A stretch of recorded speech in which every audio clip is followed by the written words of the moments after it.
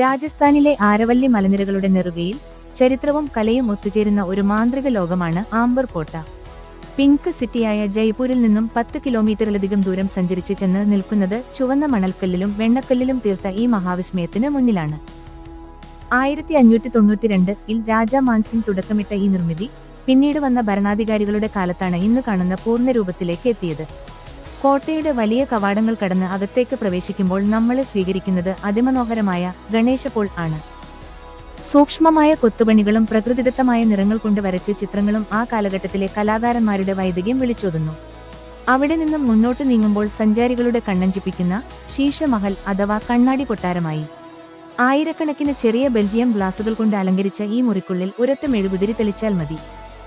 ആ പ്രകാശം കണ്ണാടികളിൽ തട്ടി പ്രതിഫലിച്ച് മുറി മുഴുവൻ നക്ഷത്രനിബിഡമായ ആകാശം പോലെ തിളങ്ങും. തണുപ്പുകാലത്ത് മുറിക്കുള്ളിൽ ചൂട് നിലനിർത്താൻ സഹായിച്ചിരുന്ന ഈ സംവിധാനം അന്നത്തെ വാസ്തുവിദ്യയുടെ വിസ്മയമാണ്. കൊട്ടാരക്കെട്ടിനുള്ളിലെ സുഖനിവാസ് എന്ന ഭാഗം മറ്റൊരു പ്രത്യേകതയാണ്. വേനൽക്കാലത്തെ കഠിനമായ ചൂടിൽ നിന്നും രക്ഷ നേടാൻ വെള്ളം ഒഴുകുന്ന ചെറിയ ചാനലുകൾ വഴി മുറിക്കുള്ളിൽ സ്വാഭാവികമായ തണുപ്പ് നിലനിർത്തുന്ന രീതി ഇവിടെ കാണാം.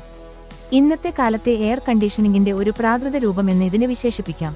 അതുപോലെ തന്നെ ഇവിടുത്തെ മാജിക് ഫ്ലവർ എന്ന മാർബിൾ കൊത്തുപണി ഓരോ സഞ്ചാരിക്കുമുള്ള ഒരു പസിൽ പോലെയാണ്. ഒരു പൂവിന്റെ രൂപമാണെങ്കിലും അതിന്റെ ഓരോ ഭാഗങ്ങൾ കൈകൊണ്ട് മറച്ചു പിടിച്ചാൽ ആനയുടെ തുമ്പിക്കയായും പാമ്പിന്റെ പത്തിയായും ഒക്കെ അത് രൂപം മാറുന്നത് കാണാം.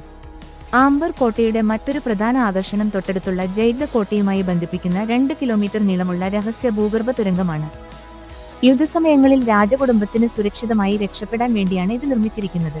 കോട്ടയുടെ മുകളിൽ നിന്ന് താഴേക്ക് നോക്കുമ്പോൾ മാവോൾ തടാകത്തിന്റെ തെളിനീരിൽ കോട്ടയുടെ നിഴൽ വീണുകിടക്കുന്നത് കാണാൻ. ഈ തടാകത്തിനടുത്ത് സ്ഥിതി ചെയ്യുന്ന കേസരി ക്യാരി ഗാർഡനിലെ കുങ്കുമപ്പൂ കൃഷിയെക്കുറിച്ചുള്ള കഥകൾ ഇന്നും ഇവിടുത്തെ ഗൈഡുകൾ ആവേശത്തോടെ പറഞ്ഞുതരാറുണ്ട്.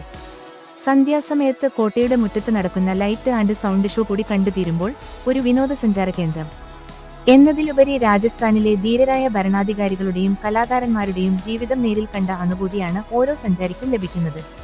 യുനെസ്കോ പൈതൃക പട്ടികയിൽ ഇടം പിടിച്ച ഈ കോട്ട ഇന്നും ഭാരതത്തിന്റെ രാജകീയ പ്രതാപത്തിന്റെ തിളങ്ങുന്ന അടയാളമായി നിലകൊള്ളുന്നു.